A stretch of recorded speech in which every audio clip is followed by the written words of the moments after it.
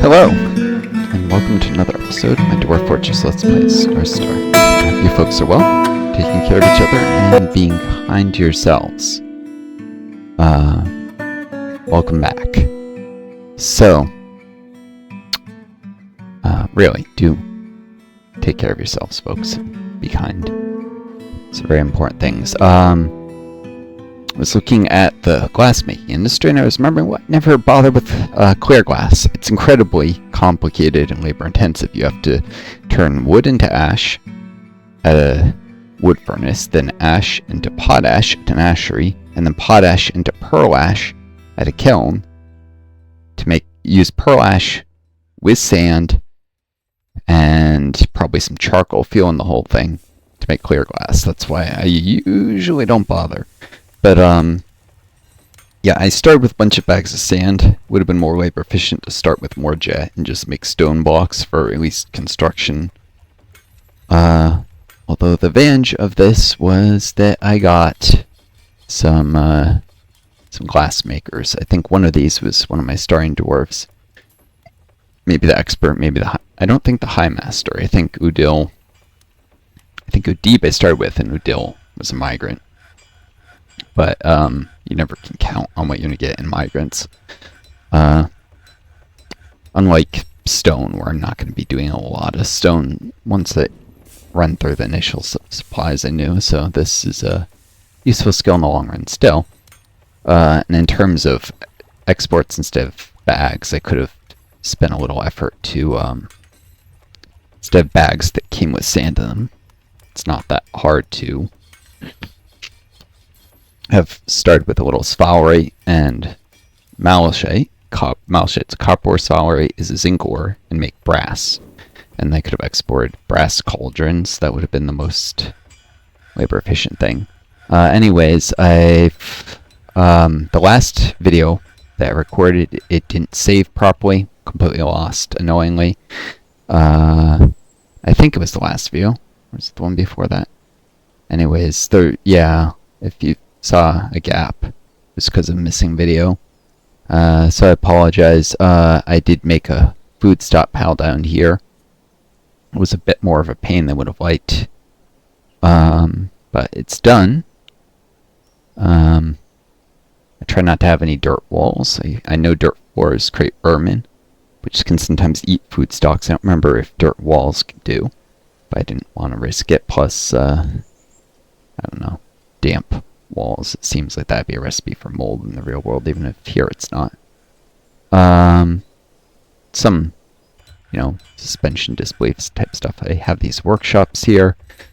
Stoneworkers workshop with an empty bin and a bin that has my last jet block. As I occasionally get more stone, it'll get stocked there and I'll see it and say import stone, or mine a little. I don't know. Hey, I can make some stone blocks. Oh, there's a block of jet as well. One. And a wheelbarrow. Anyways, I don't have much left in the way of stone. And you do sometimes need stone for strange moods, so I should probably leave that block. That boulder of jet alone. I was looking up stuff about room value. It's changed a bit with the zones. With the room value rework, and there's also quality reworks. Now one of the best material efficient ways to actually add value to a room is engraved walls and engraved floors that are shared between rooms by having a door. If it's a door between two rooms, then the floor counts towards both rooms. Walls count towards both rooms by default, though the engraving only one side. You can do double thick walls, so that you have engravings that face both rooms, as well. Of course, floors give room for furniture, but if you don't have a lot of material, and you're, have more space to work with, but less material, the walls will work better.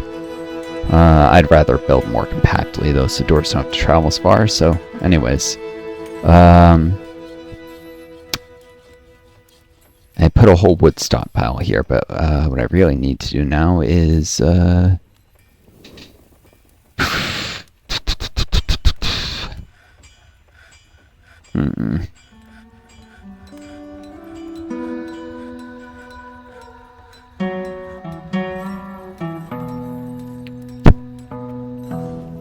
is there cabbage leaf here?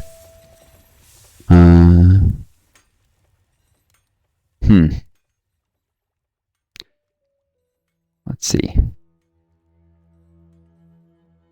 Start building a wall here.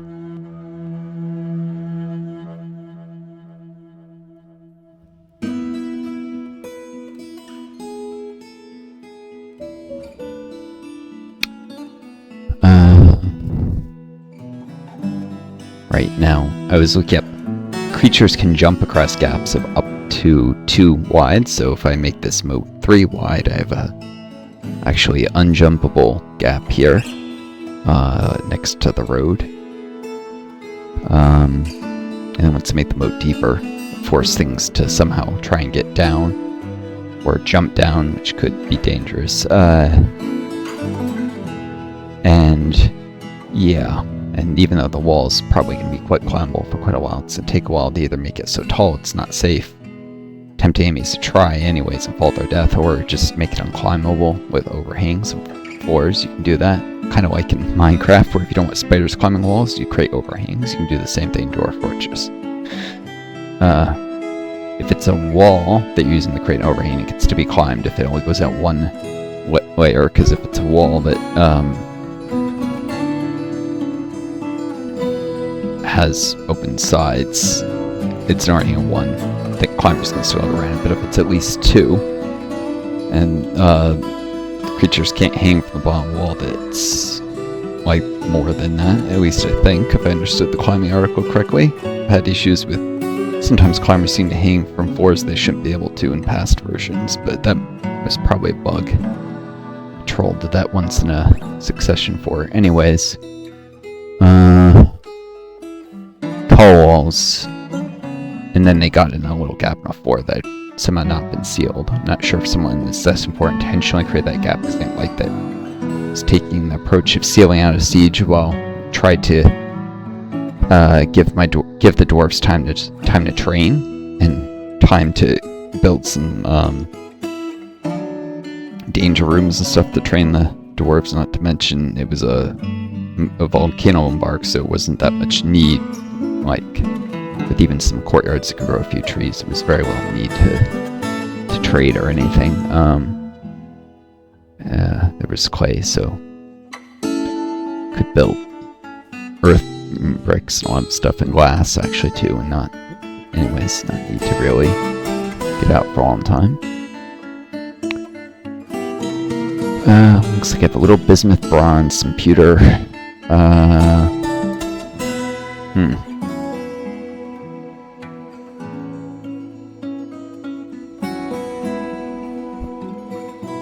Let's use parrot. Seems to be the closest material. But yeah, I'm building a lot of wood block walls here. And I do, partly I'm going to use the top of this wall as a floor here.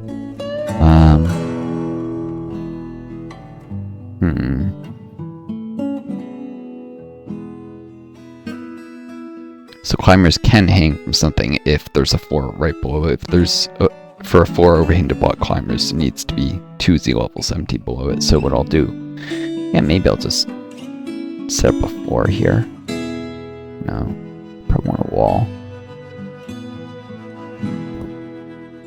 Why do I want? Oh yeah, to seal stuff off visibly.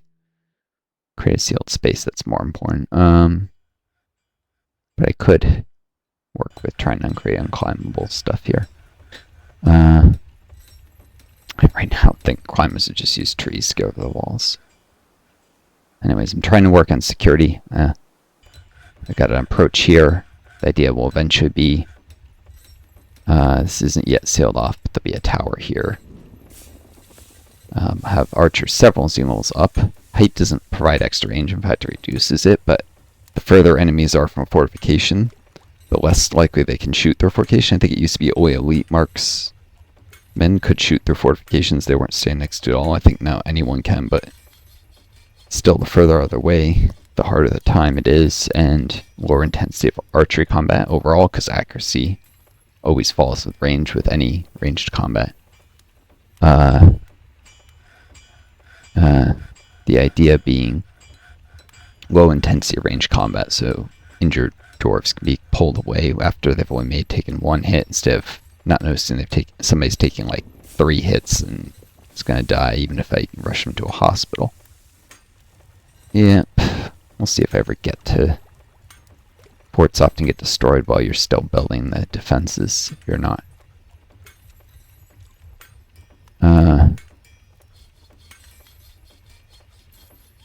Not careful. And if you're overambitious with the walls and such, which I'm probably being. I already sealed stuff out with doors, mostly. I still need to add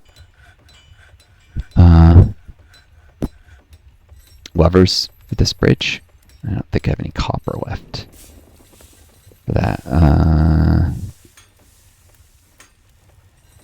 Let's see.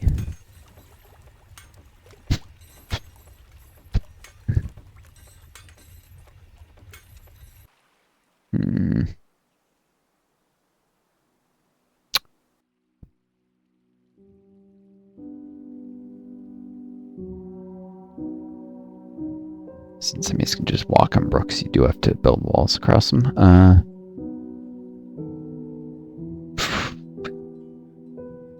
Let's see. Let's see any bars available. Yep, I don't have any wooden bars. I'm gonna need to make mechanisms with... I can use the bismuth bronze for a lever. At its very high value, so I could put it somewhere I want to add value. Like a meeting hall that's also a guild hall. Computer... I could just make metal crafts or statues, maybe. Or use it to make decorations, more likely. Something.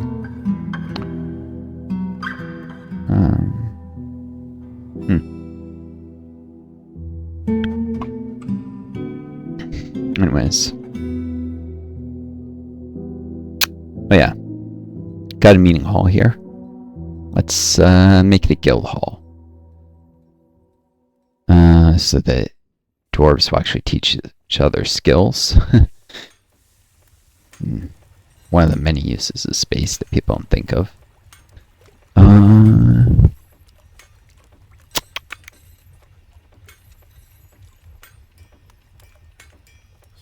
Probably a minor hall.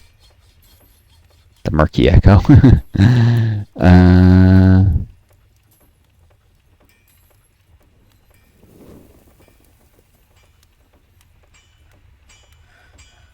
I rename it?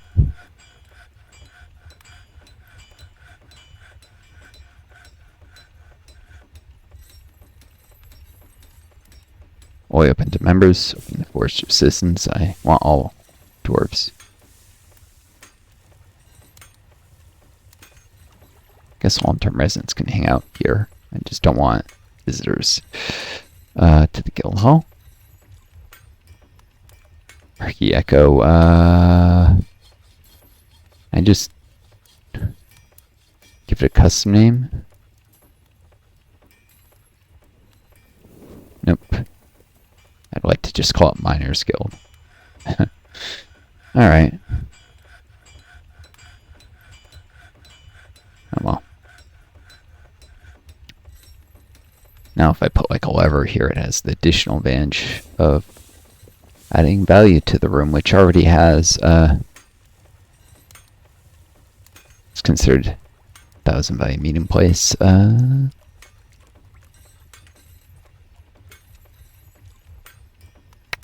Between 1 and 2,000. I guess the blocks add some value. Let's see. Yep. Blocks have value multiplier of 5. This number here still seems a lot for...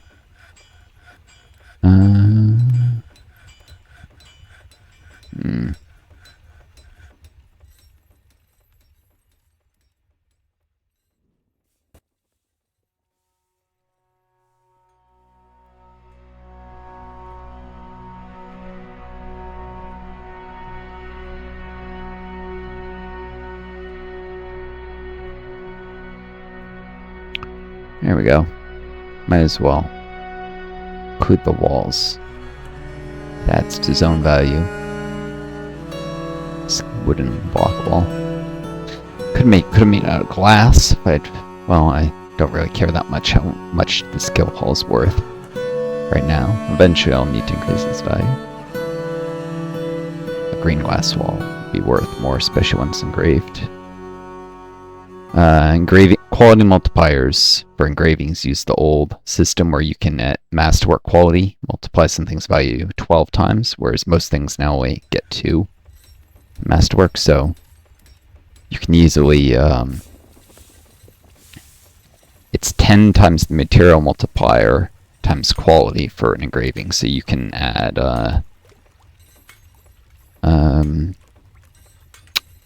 240 value per masterwork green glass wall, or engraving plus 9 times the material multiplier just for being a wall. So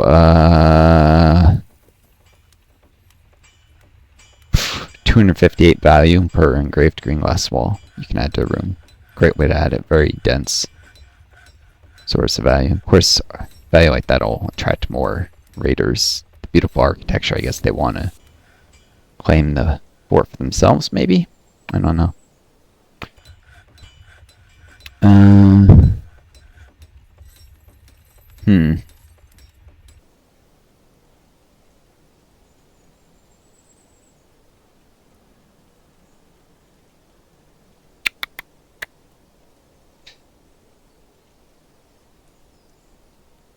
Alright.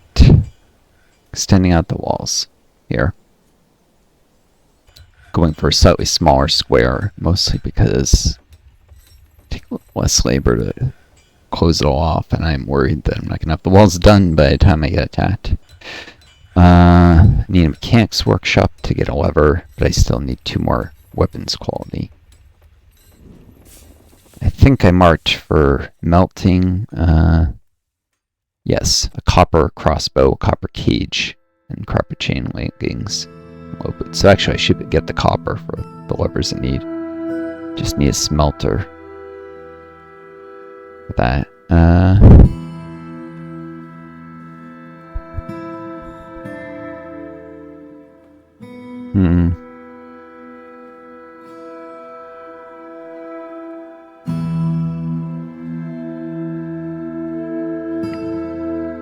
Let's see.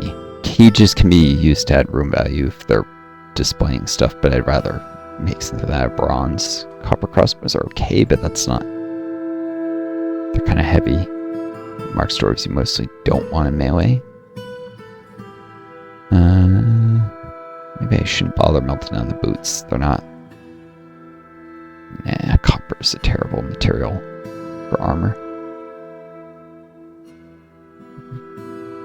Bronze is much better.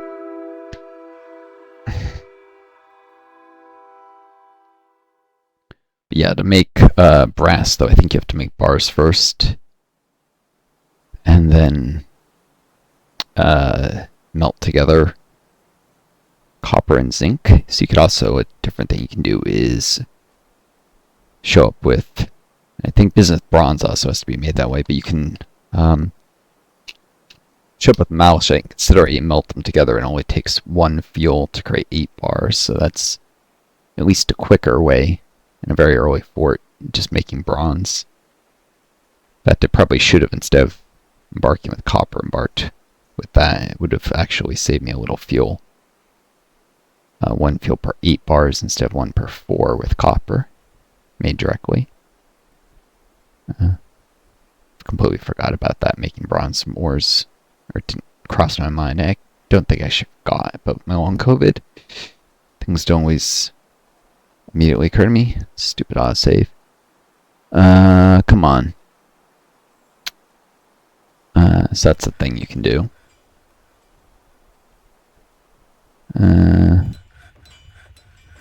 Let's see. No idlers.